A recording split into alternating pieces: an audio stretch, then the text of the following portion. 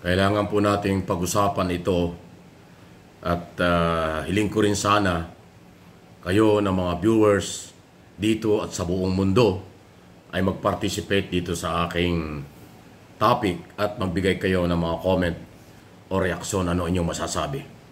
Ito po sa issue ng pagkakakulong ni Kibuloy diyan sa Custodial Center ng Philippine National Police Headquarters. Matapos siyang mahuli noong isang linggo pa sa compound ng Kingdom of Jesus Christ after 16 days na pinahirapan ang PNP sa paghahanap sa kanya. Ngayon, para po sa inyong kalaman, ang Custodial Center ng PNP National Headquarters, dapat ang kadalasang ikinukulong dyan ay ang mga politikong nagkaroon ng kaso. Diba? Kung hindi akong kakamali, ng panahon ni Era, pero natransfer sa kanyang bahay sa Tanay. Hindi ko alam kung si Gloria, limutan ko na kung si Gloria na ipasok dyan. Parang ganoon din.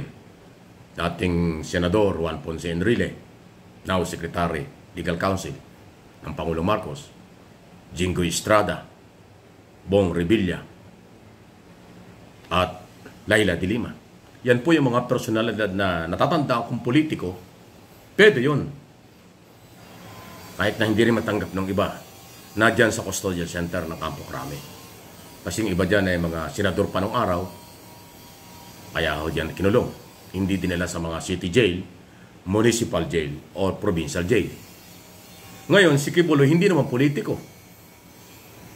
Kung tutuusin pa ang kanyang mga sinasabi before na siya mahuli. Kasama yung kanyang mga membro sa gustong pabagsakin si Pangulong Marcos. Pinagre-resign nila. Gusto nga nilang mag-people power. Wala naman silang power. Hindi naman totoo na meron silang milyon. Matagal ko na sinabi, wala silang milyon followers at member. Kakaunti lang sila. Tapos ngayon, nasa parang VIP treatment. Kung ano ang pagkakakulong ng mga politiko, ganoon din ang treatment kay Kibuloy. Sa Custodial Center, may sariling kwarto, may electric fan sa loob ng headquarters ng Philippine National Police. Okay, sabihin natin, kaya nandyan yan, pansamantala, dahil ang sabi ng court, RTC Pasig, sige, dyan lang muna. Yung kasing apat niyang kasamahan, si Enteng, Ingrid Canada, Sylvia at saka si Roy, na transfer na sa Pasig City Jail. Di ba? Kayo ba sang-ayon? Yan ang tanong. Tapos ngayon, dahil naiwan sa Campo Crame na may sariling kwarto at electric fan si Kibuloy, aba ang move ngayon ng mga abogado. Although abogado sila, karapatan nila yon. Ni Kibuloy, huwag nilang siyang alisin dyan, pero kung aalsin, house arrest or hospital arrest. Kita nyo, mga galaw. Ay, lakas-lakas niyan eh. Bakit ba hospital? Sa Campo Crame, magagandang hospital dyan. Government pa. Nung hindi pa siya wanted noon ang lakas niyang mag-golf at basketball. So walang sakit yan. Paano ka makakapag-basketball? Paano ka makakapag-golf kung may sakit? Ngayong nakakulong na, sabi ng attorney, 73, 74, 75 years old. Kaya kailangan daw house arrest o kaya hospital arrest. At alam ba ninyo, ang gusto nila na hospital arrest ay doon sa veterans hospital sa Davao pa. Hindi veterans dito sa Quezon City ha. Meron kasing veterans hospital sa Quezon City. Gusto nila doon sa hospital arrest, doon sa Davao. Dahil may record na raw doon. Wow. Tapos house arrest. Ano, sang-ayon ba kayo dyan sa mga galako na yan? VIP treatment na nga. Dahil hindi naman siya politiko, nagpapabagsak pa yung kanyang mga membro. Kahit siya mismo, sinabi niyang, umalis ka dyan. Bongbong Marcos, ako na papalit sa'yo.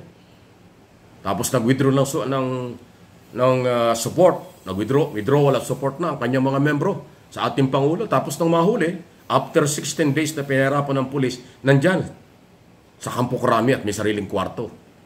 Electric fan at kung ano pa. Ito pa yung hirit. Dapat daw may wifi. Dapat may television man lang daw. O radyo. Dahil sabi ng abogado, natawa ako sa abogado kayo nga tayo, pag nawalan tayo ng internet o social media, di ba hirap tayo? Bakit naman tayo mawawala? Wala naman tayong kaso. Wala namang kasong panggagahasa tayong kinasasangkutan. Kaya siya pinahirapan, kaya siya pinakulong kasi may kasong sexual abuse. Qualified human trafficking. Hindi ba panlilin lang sinasabi? Parang puro sila paawa. Naawa sa kanila, hindi nakakaintindi. Pero ako at kayo na aking mga followers at viewers, kaya ako ito pinapaliwanag. Sobrang na ho yung kailang mga propaganda na parang lagi siyang argabyado, lagi silang naaapi.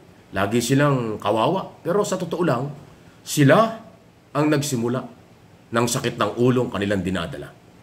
Kung from day one, sinabi ko na sa aking mga channel noong pang 2023 na pinag-uusapan ng public hearing sa Kongreso at Senado, Kibuloy, humarap ka. Kibuloy, respetuhin mo ang batas. Harapin mo ang mga nag-iimbestiga. Harapin mo yung kaso mo. Ay hindi. Nagmatigas. Gusto pa mag-people power. O wala namang nangyari dahil wala namang power talaga. At puro batikos pa ang ginawa ng personal.